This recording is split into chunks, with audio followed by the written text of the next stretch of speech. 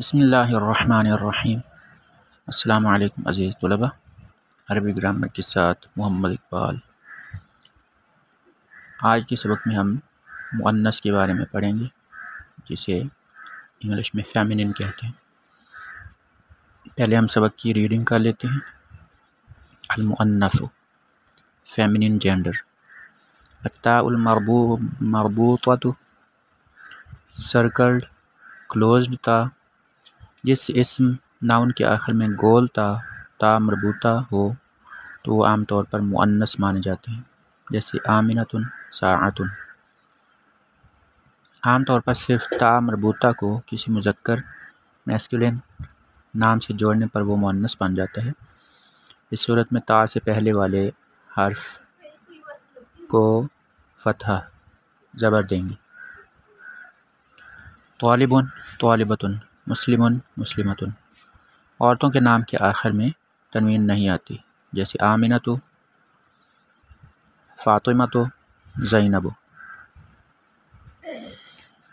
नीचे दी गई मिसाल में घड़ी के लिए हिया इस्तेमाल हुआ है, क्योंकि घड़ी मुअन्नस है। घड़ी कहाँ है? ऐना साअतु, साअतुन वो मेज़ पर है, हिया अलल मकतब। अब इस सबक की थोड़ी सी वजाहत कर देता हूँ। हमने मुज़क्कर मुअन्नस के बारे में पढ़ा हुआ है। अगर इन असबाक में नहीं पढ़ा तो हमने इससे अलग किसी क्लास में, किसी स्कूल में, किसी किताब में मुज़क्कर मुअन्नस के बारे में पढ़ा है या कम से कम सुना है। और हम अपनी ज़बान में भी मुज़क्कर और मुअन्नस का फ़र्क करते हैं। तो यहाँ पर मुअन्नस का ज़िक्र है, जिसे इंग्लिश में फेमिनिन जेंडर कहते हैं। इसके बाद ताए मरबूता का ज़िक्र है। अरबी में दो तरह की ता आती है, एक लंबी ता होती है और एक गोल ता होती है। जो गोल ता होती है उसको ताए मरबूता कहते हैं। इसको सर्कल्ड या क्लोज्ड ता भी कह सकते हैं। और ये इस्म के आखिर में हो तो उस इस्म को मुअन्नस माना जाता है, जैसे आमिनतु और साअतुन वगैरह।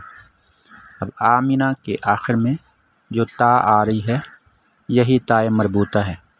जब ये अकेली होती है तो ये ज़रा गोल नज़र आती है, लेकिन जब ये किसी लफ्ज़ के आखिर में आती है तो इसकी शक्ल ऐसी ही होती है जैसे आपको यहाँ आमिनतु और साअतुन में नज़र आ रही है।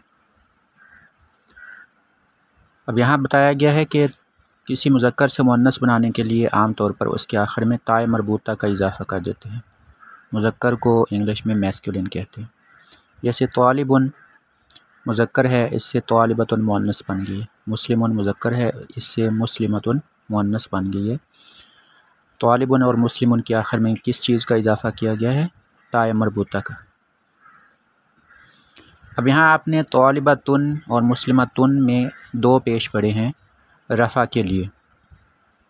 नीचे इसके बारे में मज़ीद वजाहत है कि औरतों के नाम के आखिर में तनवीन नहीं आती है, जैसे आमिनतु, फातिमतु, ज़ैनबु।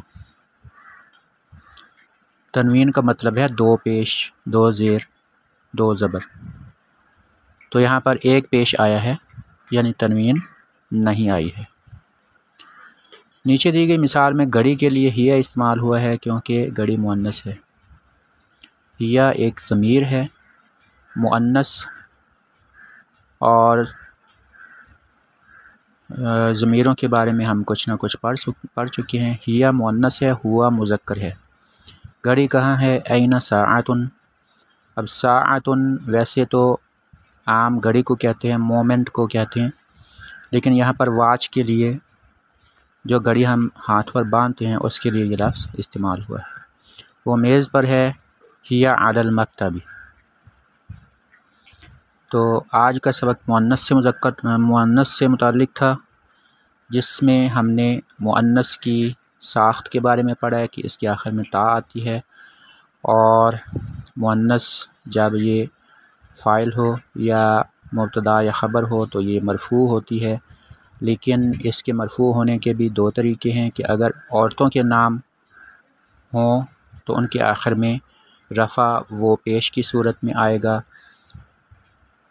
और इसी तरह से हमने 2 मिसालें इसकी पढ़ी हैं। तो आज का सबक इतना ही है। अगले सबक तक के लिए अल्लाह हाफ़िज़।